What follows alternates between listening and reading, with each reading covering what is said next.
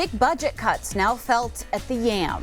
In just a short period of time, it's been a lot for the museum to absorb. And it's starting off with a loss of staff. We'll tell you who no longer has a job at the popular museum and creating a beautiful solution. I see a need. How can I fill it? One Billings woman looking to help women battling cancer in a unique way. The MTN 430 News starts right now. Good evening. Thanks for joining us on this Wednesday. I'm Andrea Lutz. Tonight, the latest on a new Montana law aimed at keeping roads safe. The law heightens charges for those who flee or elude police, making it now a felony. Tonight, we hear from a Billings family who lost a loved one in a pursuit crash. Our Charlie Kleps tells us how this law is providing closure and hope for them. It's a day 19-year-old Zane McCracken will never forget. I was trying to figure out where he was. From the uncertainty, worry, anger, to the emotions. Obviously, when I saw the accident, I knew it was his bike. To the moment he realized his brother Julian Wolf was gone. It's rough, thinking about it every day, just pushing along without it. Wolf was killed last September as he was innocently driving home from work before Jimmy Joe Flanagan struck him on his motorcycle. Flanagan was running from the law. It's been pretty horrific and pretty hard to sometimes just sleep at night. And that's just one example of recent police chases.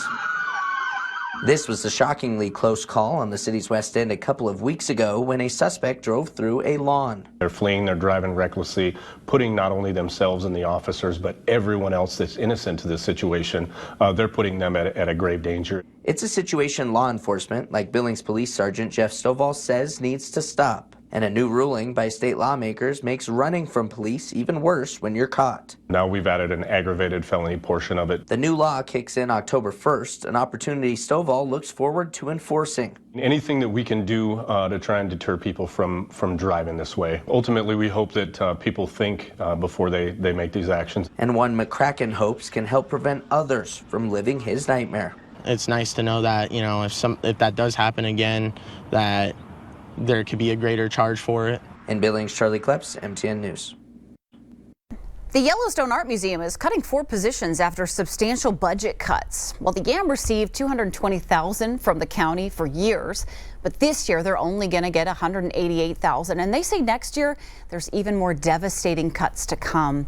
YAM Executive Director Jessica Ogden says the membership coordinator, rental coordinator, communications manager, and the position in the curator department all had to be let go.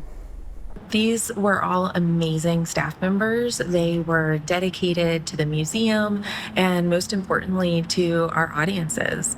They did work that was really meaningful to the community, and not having them as part of the YAM team has been a painful decision for all of us.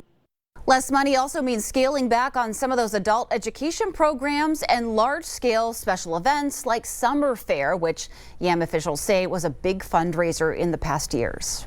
Cancer doesn't discriminate, and it affects nearly all of us in one way or another. According to the CDC, breast cancer is the second most common form of cancer in women, impacting 1 out of 8. With that in mind, a Billings woman saw a need, and as our Haley Monaco found out, she figured out a creative way to fill it. TLC Lingerie is going mobile for a good cause. That's just what we do. We're here to help. 3 years ago, Tana Ray was assisting her mother when she first had the idea. I was helping her with the bra, and she said, "Do you think you can help my neighbor? She doesn't have anybody that really cares about her like you do." From there, the start of the solution to make every woman feel beautiful. So I want people to know that they're perfect just the way they are, and that I'm here to help them feel comfortable in their own skin. With 1 in 8 women being diagnosed with breast cancer, oftentimes being comfortable in your own skin during or after treatments isn't easy. Cancer, fitting, mastectomy, any deformities, any reconstruction, that's my specialty. That's what I excel in. And so it's very dear to my heart. Helping women through the journey. It's a very intimate experience when someone has lost their breast or lost a breast, and to be able to help figure out what they're really saying, what they want to do, Some people don't want prosthetics. They just want something that they can have that helps them feel whole. The truck making this mobile service possible, it's an old Fran's bakery bread truck. We was going to make sure she had a truck no matter what it took, what I had to do. Charging Ray just $1 to purchase the truck. To make sure that her vision to come true and help everybody that needed to be helped. And Ray didn't want just any old truck. I'm a jokey kind of person. And so to me, I always wanted to have something that I got your buns covered. So I needed a bread truck. A friendly face, helping during trying times. Just to know that we are making a positive difference, one person's life at a time, in every day. And it's just an honor. In Billings, Haley Monaco, MTN News. A missing cat left in a field by animal control has returned home. It's a story we brought you Monday after Billings resident Callie Kramer says her cat Ollie was missing for a week, blaming animal control for doing more harm than good. Kramer says her cat escaped through a door and made its way to a neighbor's house, who then called animal control. They responded and took the cat, but she says they simply let it go in a field near her home. This morning, Kramer took matters into her own hand and went looking for Ollie, and he came running back. She says it's a happy ending for a very frustrating situation.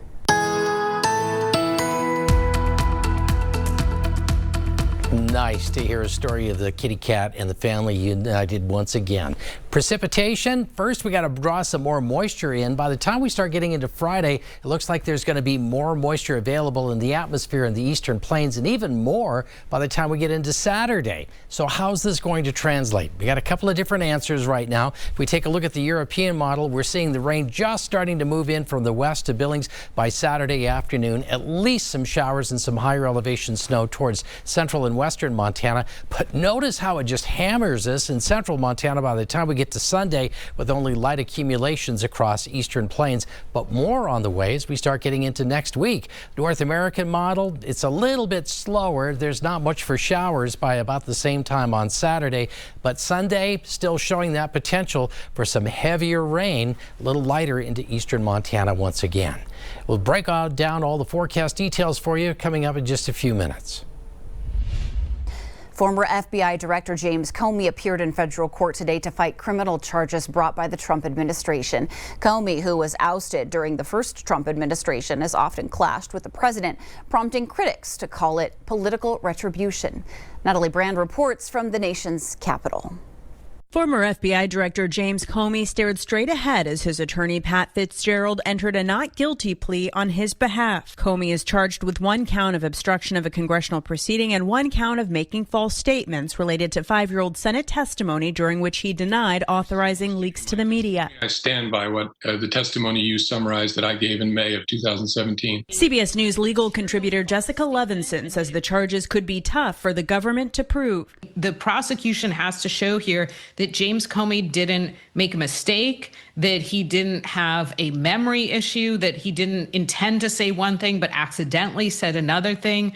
The bar for perjury is high as it should be. Comey's attorney says he will file 3 motions, including vindictive and unlawful prosecution. Essentially, he's going to argue, among other things, in his first motions, that this is a vindictive prosecution. And unlike most other cases, he has quite a load of evidence to bring to the court. I think he's a crooked guy. He's a dirty cop. Comey's indictment came days after the president posted this on social media, putting pressure on Attorney General Pam Bondi to go after political rivals, including Comey. He was indicted by one of the most liberal grand juries in the country, by our U.S. Attorney Lindsay Halligan. Right here in Virginia. Leading the case against Comey, President Trump's former personal attorney, Lindsay Halligan, who was appointed as the interim U.S. attorney for the Eastern District of Virginia after her predecessor resigned, facing pressure to prosecute political rivals. Natalie Brand, CBS News, Washington. For some investors these days, it's all glitters is gold. The price of the precious metal has topped $4,000 an ounce for the first time in gold's biggest rally since 1979. Observers say gold's spurge comes in part due to a weakening U.S. dollar and uncertainty amid the government shutdown and the tariffs. Investors have long seen gold as a way to protect against inflation, and its price has rocketed more than 50% this year alone. Gold has really outperformed most major asset classes since the global financial crisis and the Great Recession, and I think that is in large part because of these mounting worries about debts. Until we see a rationalization of the debts, whether it's by raising taxes, cutting spending, or just a currency devaluation, I think gold will continue to be a popular choice. Central banks around the world have been buying gold, which also boosted the price.